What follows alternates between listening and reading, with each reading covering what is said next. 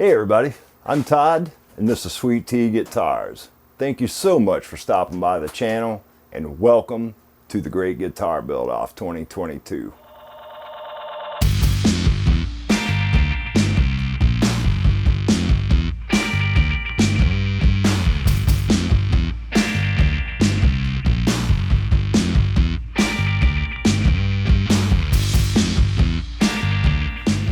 Alright you guys, when I left off in the last GGBO video, we were working on this neck.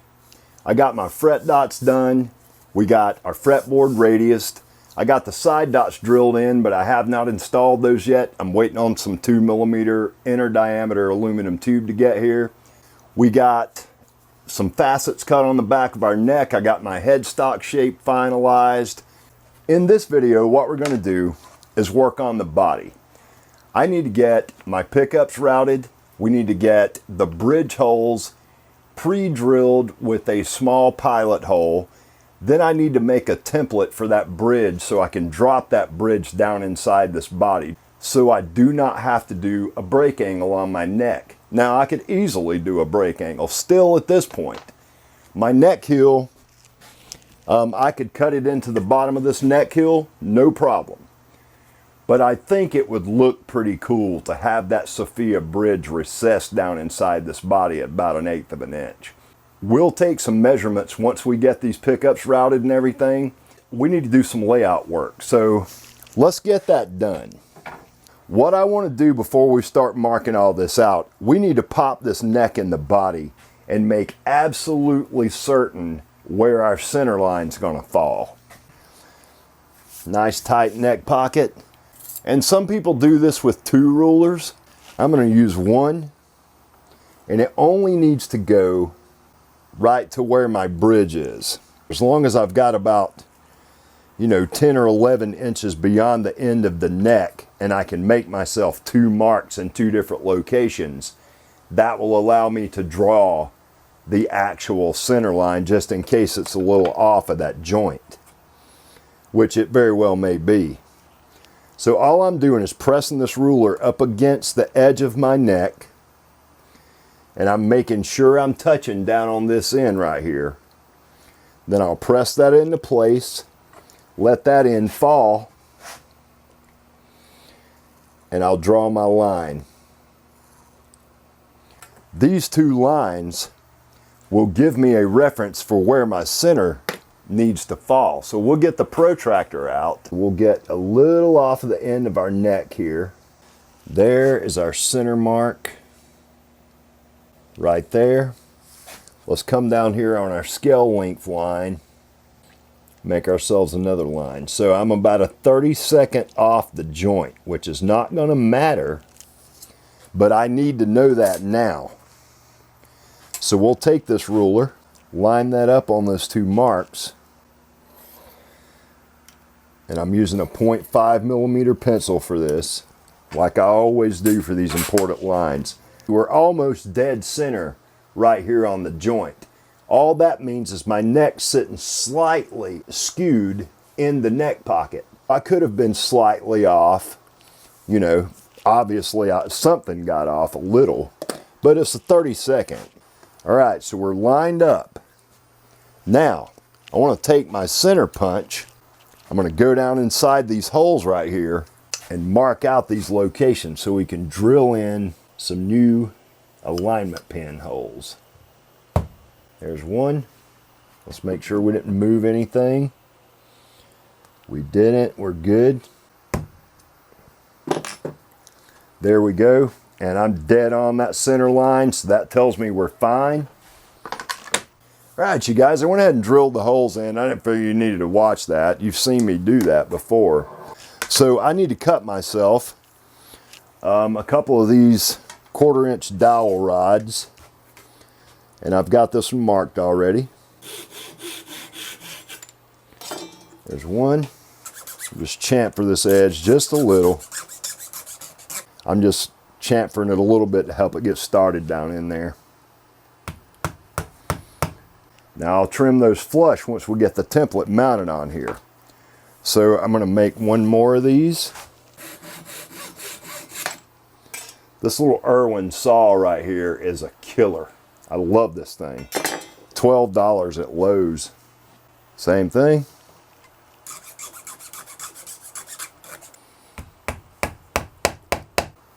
Those are nice and tight fitting. I'm going to take that same file, and I don't really want to chamfer it, so to speak. I just want to kind of deburr it a little, so the template sits down on there.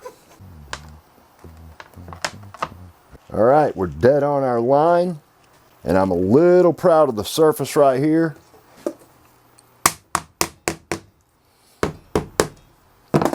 I'm going to trim that off with our flush cut saw,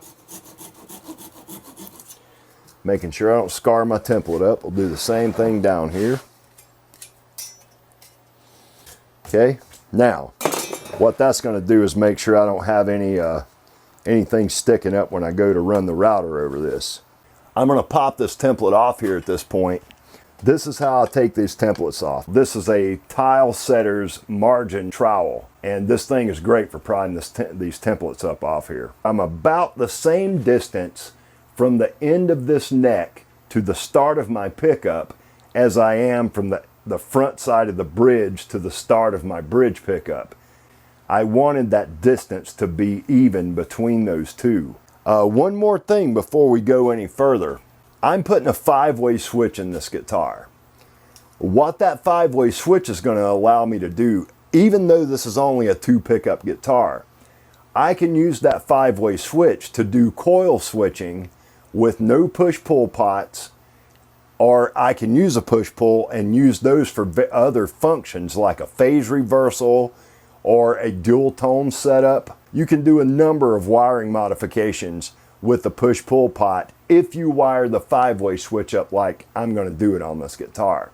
I'm using 2 4-wire humbuckers. Bridge position, or all the way down, position 1 we'll call that, will be the bridge pickup in full humbucking mode. When I go to position 2, it will cut the coil furthest away from the bridge off and convert that to a single coil pickup. So it's going to coil switch automatically by going to position 2. Position 3 will be 2 full-on humbuckers in the middle position. You go to position 4, it's going to be the neck pickup single coil mode with the coil closest to the end of the neck active in position 4. And then when you go to position 5, the neck will revert to full humbucking mode. You'll have so much tonal variation on this guitar just from that switch. That's why I'm going to do that. Another thing I'm thinking about doing is putting a push-pull pot on the tone using a 22 microfarad and a 47 microfarad capacitor, doing a dual tone setup so I can take advantage of that when I'm in single coil mode, so my single coil pickups don't get too bright. We'll have 10 different variations on this guitar, but a normal set of controls, at least in appearance. 1 volume, 1 tone, and a 5-way selector switch. All right, you guys, when I left off last night, I was drawing out some pickup locations on this body, and I'm sure a lot of you guys caught it, but I laid this out with a 25-inch scale. I've gone back, moved my scale length to the proper location, and I marked this pickup out where it's supposed to be. All I want to do right now is get these pickups hogged out. Then I need to make myself a routing template for the bridge recess that I'm planning on doing on this guitar. Something I wanted to talk to you guys about real quick.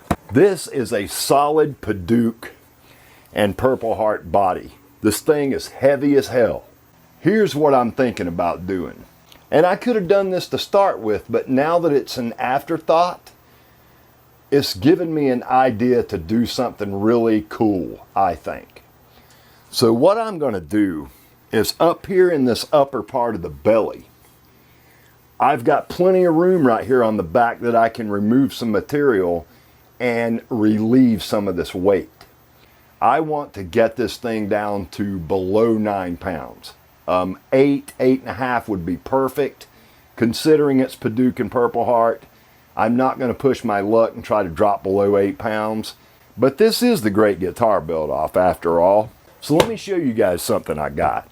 This is a figured Purple Heart top set. Once I get the body shape cut, route out a cavity on the back of this guitar on the upper part of the belly and inlay a piece of this Purple Heart, glue it in so there's no access into that cavity, leave that part of it hollow. Not only will that serve as a weight relief option, it's also going to look really cool. I did route some weight relief cavities in this guitar before I put this top on, if you guys will remember, but it's not enough. I'll bet this body blank weighs 7.5, 8 pounds as it sits. Now I've still got to cut the shape out of it. We've still got to route the control cavity. The pickups need to come out. I've got the recess going in for the bridge. So it's going to lose a couple of pounds. Let's take one more look at this top before I start hogging it out. I got this from Derek Kimball at Kimball Hardwoods. They have got the most beautiful quilted maple at Kimball that you're going to find anywhere. Now, I get a ton of wood from C. Jacobs Woods out in Oregon. I wanted an East Coast supplier as well. If you guys are wanting anything special, all you got to do is email Kimball Hardwoods. I'll put a link in the description below so you guys can go check out their inventory. Every single top that he sells online, the size is advertised in plain sight, so you know exactly what you're getting. You can see multiple angle photos of every top set, so you know exactly what you're going to receive. I got 2 of these top sets for $50 plus shipping. I think shipping's like $18. Killer deal. He's a small business owner, and I love doing business with guys like him. When I left off last night, I was hogging out material so we could get these pickups routed in. I've had to resort to using my hand drill for this because my drill press will not reach with the body blank uncut like it is. If I decided to cut the body shape out right now, that's going to cause me to lose the ability to put those Maximum Guitar Works routing templates I have down on these alignment pins, and I don't want to do that yet. I hope everybody's doing really good. Happy 4th of July. So I'm just going to go down through here and hog out this material. I've got a piece of tape on my Forstner bit. Paducah's got such a great smell to it. It's all sweet and nutty. So that's kind of what I'm after when we start to route out the pickup. I want about a 20 to 21 millimeter depth on these. Most people go for like 3/4. I'm going a little bit over that, just so I've got plenty of adjustment room. No more than 21 millimeters deep though. What we can also do right now is decide where we want our 2 controls and our switch. I can use this template right here for this purpose. The way Steve's got this designed, you can use this slot he's got cut in the template right here. You put a 5/16 bushing in your router and a 1/16 cutter, and you can route that slit perfectly. Mark out your 2 holes with a punch, and you're good to go. All right, I think that's pretty much out of the way. That leaves me a good 1.5 inches or so. So when I get ready to bevel this, I'm going to come off of the back of this belly right here. Keep my bevel kind of wide up through this area so it acts as a forearm contour. And then as we get somewhere right in here, I'll start to thin that bevel out, and we'll taper it and bring it so it follows the curve of the body. And then it winds up back to the uniform bevel size that I'm going to have all the way around the body. I'll do a relief carve down here on the front and the back to make the upper register access a little bit more comfortable. I'll probably relieve it right here too, just so it doesn't look weird and start to look out of balance from top to bottom. I want to make absolutely certain that the body shape's like I want it. I want to make sure nothing's weird up in here this way. I want to make sure my cutaways are even, so to speak. This is the important one right here, is where we get access. Kind of a rule that I follow when I'm designing a body is I want the bottom part of my cutaway to meet with the end of my neck. Now that may not always be with the end of the fretboard. I want the bottom of this cutaway to be pretty much in line with the end of my neck pocket. So I want to make really certain that I've got comfortable access up to the upper register. So that's kind of the rule that I follow. So we're at the point now I can use, whichever template I feel like using really. This is a 25.5-inch scale guitar. This is a 25-inch scale template. But all that means is when I get ready to route this, we'll just back it up and make sure our scale length line is where it needs to be, because these two front holes actually work with the Sophia bridge that I'm using. It's a really ingenious system that Steve's come up with here, with the ability to switch back and forth between these templates. I talk about these things all the time here on the channel because I'm so impressed by them. I'm not affiliated with Maximum Guitar Works. I'm just a fan of their tools, and especially their templates. And most of you guys know that already. All right, everybody, I'm back. Today is Saturday. It is July the 2nd. We need to get these pickups routed in finally. I know I've been talking about it for a while. I've got the router set up. I need to turn the vacuum on, put my mask on because I'm routing Padauk. Padauk gives me sinus problems. Some woods do that. I've found that I also seem to have an allergy to ebony and myrtle on the skin on my arms. It breaks me out really terrible. And I wanted to let you guys know about this stuff just in case one of you guys is having the same problem. So I went online and started reading about wood allergies. Gloves, in my opinion, when you're woodworking, are absolutely unsafe. You can get caught in a router bit, you can get caught in the bandsaw. I absolutely will not wear gloves when I'm running a table saw or any kind of spinning blade tool. Anyway, during my research, I read about several barrier creams that you can use. One of the popular ones, and supposedly one of the most effective as far as these wood allergies go, 3M actually makes it. It's called Cavalon. I got this on Amazon. It's like $8, and this stuff works. Let's turn the vacuum on, get these pickups routed. I'm ready to get this part of this done so we can move on and start making some headway on this build.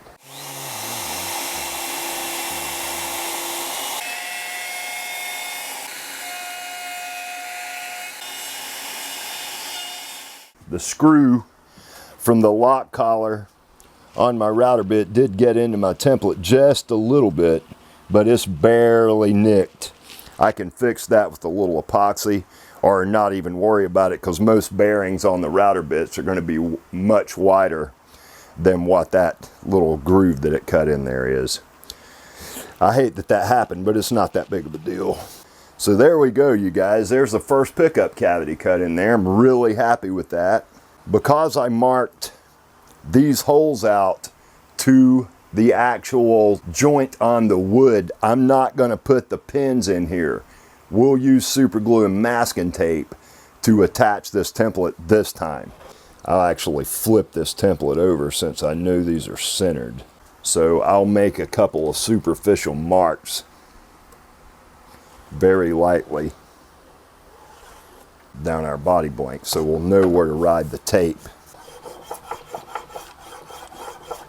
Alright, so I want this scribe line down this go round. So the template's going to actually be wrong reading, which is not how you're supposed to use these things. If I had the alignment pins and I hadn't used a 25-inch scale template to set this thing up with, I'd be using a 25.5-inch scale template, and we could use it right reading and put it down on the alignment pins. I'm learning. I wasn't paying attention when I laid this thing out, as you guys know and you saw earlier in the video. I laid this thing out with a 25-inch scale template, which I'm actually happier the way it's turned out than I would have been with the 25-inch scale, a 25.5-inch scale template, because it allowed me to spread my pickups a little bit further out. So I'm happy about that part of it at least. I will just get my template lined up. I'm not going to use any activator on the super glue. That way I'll have a couple of extra seconds to get this template placed. I'm going to kind of get this placed like it needs to be on my line. And then as I drop this down on here, I'll double check myself. All right, I'm good. Now I don't want to take a chance on moving this thing. All right, there we go. We'll do the same thing. I'll turn the vacuum back on.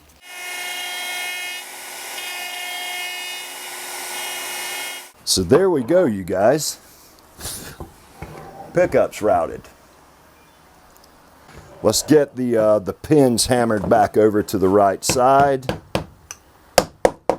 I'm going to pan down and show you guys what I'm thinking as far as control layout. And I've kind of drawn a couple of shapes on the body to give you some idea as to where I'm going to put those cavities on the back that I was talking about doing the hollow for. So there is where I'm thinking about my controls. Volume, that's a 500K CTS pot. I've got a 500B, which is a linear taper push-pull pot down here on this end for the tone, so I can do that push-pull 2247 microfarad dual tone setup. And then my 5-way selector switch will be right here. I've measured the diameter of these posts on the pots, and this one's a 9.5 millimeter. Actually, it comes in about 9.42. This one comes in at 7 millimeters. So I've got out my drill bits. What we need to do is punch in the volume, which is going to go right there, the tone, which is going to go right there, and then we'll use the template, my Maximum Guitar Works template, to route in this switch location.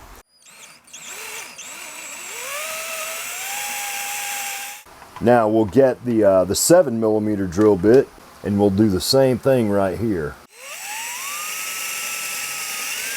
That should be plenty deep enough. I've got some MDF left over from another project and template making.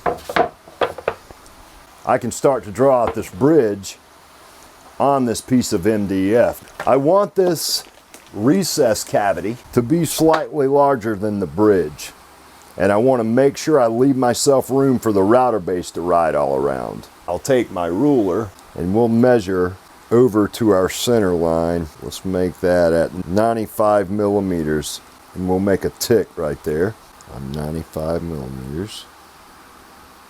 We're going to take our marking gauge and I'll set this depth on that line.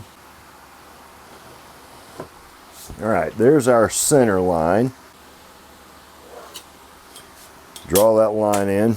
I need to take the protractor and make ourselves a straight line so we can line the front of the bridge up. Let's figure out where we want that to be, probably right in there somewhere. So let's make a tick right there, and I'll lay the protractor down on this center line right there. We'll take one of these tuner bushings, lay this down on here.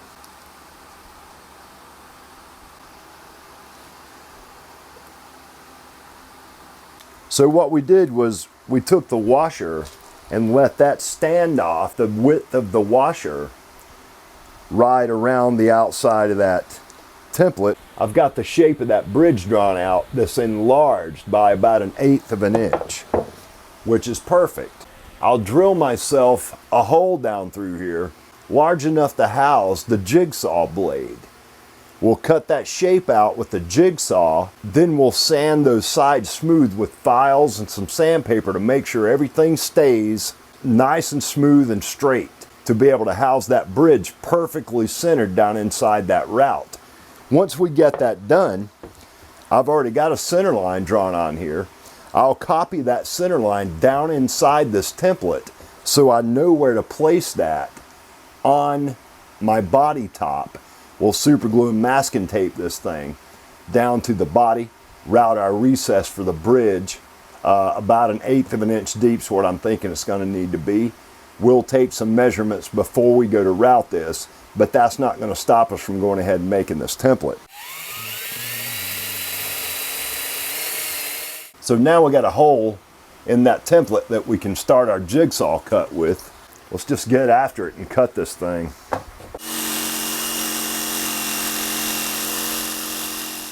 We're going to get some files. We'll get the Iwasaki's. I'll get that rasp right there. I got a new Habilis, a Swiss made half round file right here. And then I've got a Corradi, Corradi, a Corradi number 2 wood rasp. This is just such a killer tool. I got a feeling this is going to get us right where we need to be really quick. I'll get as close as I feel like I need to get with this thing, and then we'll switch over to a finer cutting file. When I left off last night, I had started working on this template, and I spent a couple hours actually making this thing, and that's what I've wound up with. If you'll see, I've got the center lines drawn down inside of this template, so I'll know where to line it up. We're going to pop the neck and the body, make absolutely certain we've got our scale length where it needs to be, and then I'm going to punch in and pre-drill these post holes with a pilot hole. Nothing bigger than the point of the brad point that I'll use to drill the actual size hole down in there. I don't want to make a hole so big that it lets the brad point wobble when I actually drill the final sized hole. Right now all I want is a guide for that brad point, and also a couple of mark out locations that are something other than just a divot in the top of the wood. So I figured a pilot hole would be the best way to go about that. I'll grab my good ruler, line it up on the center line or as close to it as I can get. And we're 25.5 inches or 648 millimeters. All right, my square is sitting directly on 648. I'm going to take my 0.5 millimeter pencil and draw in that line. Now we'll get our protractor. I can pull the neck out of the blank at this point. Make ourselves a perpendicular line to the center. That will be our final scale length. I'm going to check it one more time. We're going to slide the neck back in the pocket. I'll give the end of the neck a little tap. I heard it. Seat. We're dead on it. All right, let's get the bridge out. I need to disregard those 2 punch locations that are in there now, because that was based on a 25-inch scale. I am going to mark where the front of this bridge falls. We're going to take our protractor and make a second perpendicular line that marks the front of our bridge, so I can make sure we're straight when we go to lay this down. I'm going to mark out these holes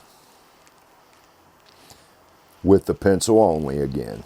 If you'll notice, there's a scale length line scribed on that template right there that runs directly in the center of that tilted front angle on a standard style Tune-o-matic bridge. So what I want to do now is make a couple of superficial lines down the side of my template, just like we did when we were getting ready to route the pickups, so I'll know where to place my tape. All right, I'm going to punch these holes in right where they are. Before we do that, let's clamp this template down so I don't take a chance on moving it and screwing anything up. One last look before I do this, because there's no going back.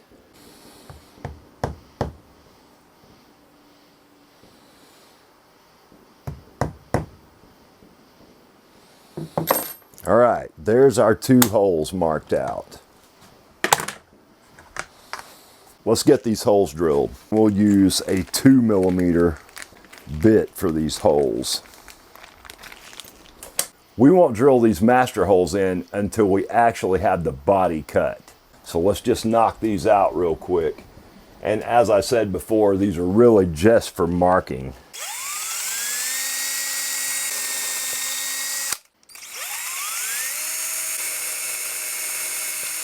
I've got a box of toothpicks right here. We'll take one, break it in half just to give ourselves some kind of visual alignment. Now we'll set the bridge down on these two posts and I'll get them centered just like that. And then I'm going to take our 0.5 millimeter pencil and we're going to trace out the outline of this bridge. All right, there we go. What really matters on this and what's going to help me is the fact that I've got those straight lines drawn across the front of my bridge. That's going to be the determining factor on where this thing actually sits. So I'm going to take my 0.9 millimeter pencil, point it in towards the bottom of the template so it gets, nice and tight up in that corner. That way we know exactly where to place this template. So it's a double line at this point. That's my recess. What we need to do now is figure out how deep we want this recess to be. So how we're going to figure that out. I got some new fret wire in from Centoms today. It's extra hard, 18% nickel silver fret wire. I don't remember the number, but I do remember the size. On this particular guitar, we're going to put a medium jumbo fret. And in the case of the Centoms, I went with a 2.7 millimeter wide fret wire. 1.4 millimeters, add a half a millimeter to that. That is 1.9 millimeters that we need to add to whatever measurement we take to compensate for our fret height and the height of our action. We'll take our long 910 millimeter ruler. And at our scale length line, we want to take a measurement. I'm at 9.5 millimeters. 9.5 millimeters. Let's write that down. We'll just write it right here. 9.5. Our bridge, we'll say 14 to compensate for the stud. So 14 millimeters high, which we talked about that when I routed this neck pocket. So 14 millimeters.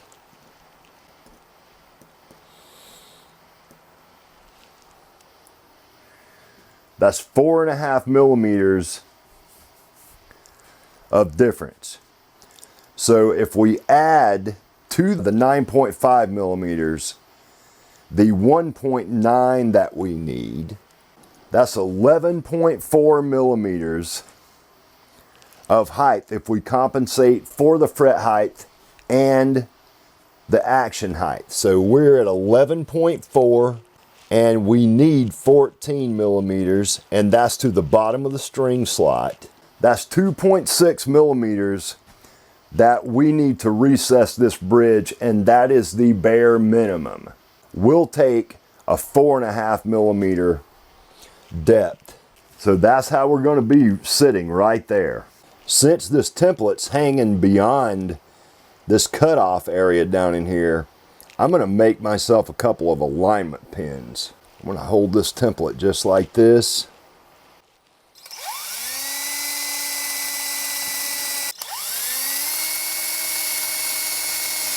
I'll take those two toothpicks that we cut earlier.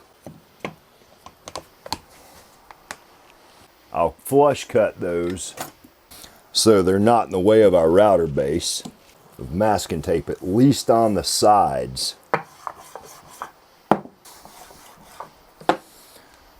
I'll do the same thing on the back of our template here.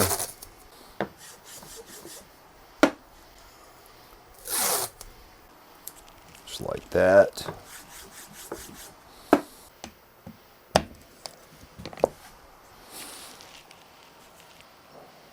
All right, I'm happy with that. Let's get the router out and get after it. All right, you guys, let's get this done.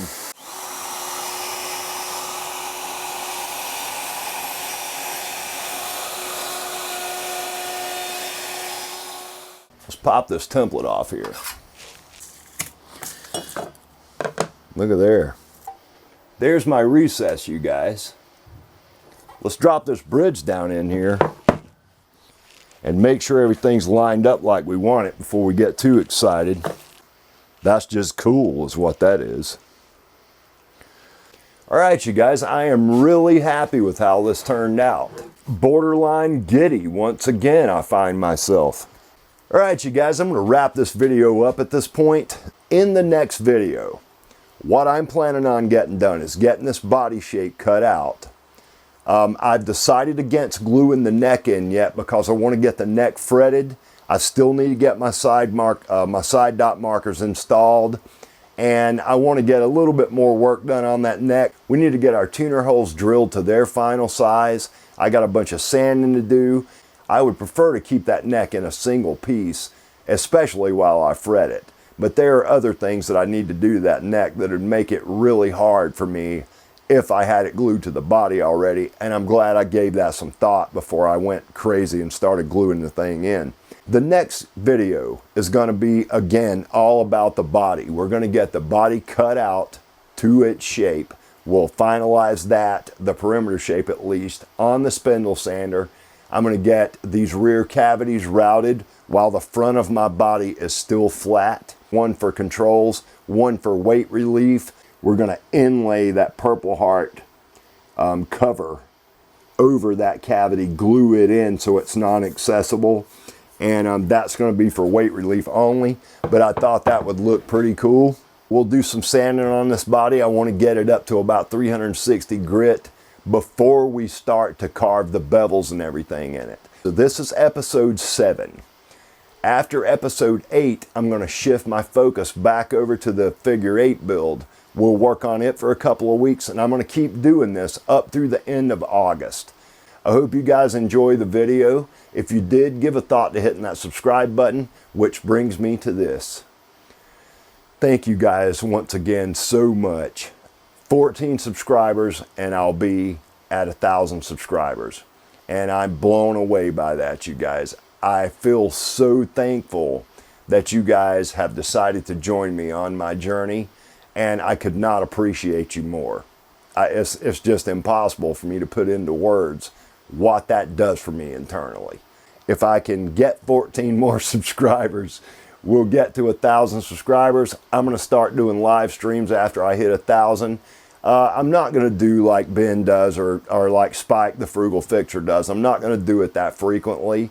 I'm thinking maybe once a month or so, and only really if I've got a topic that I feel like would go over well, discussing it with you guys in a live stream scenario. So we'll talk about that more as we get closer to that point. I'll be back for episode 8. We'll continue to work on this guitar. It's going to start looking like a guitar after that episode. I really appreciate you guys stopping by the channel. Don't forget to hit that notification bell if you want to stay up to date as to where I'm at on all the projects going on in the shop, present and future. And don't forget to hit that like button if you enjoy the content that I'm releasing here on Sweet Tea Guitars. Until the next video, you guys, peace and love.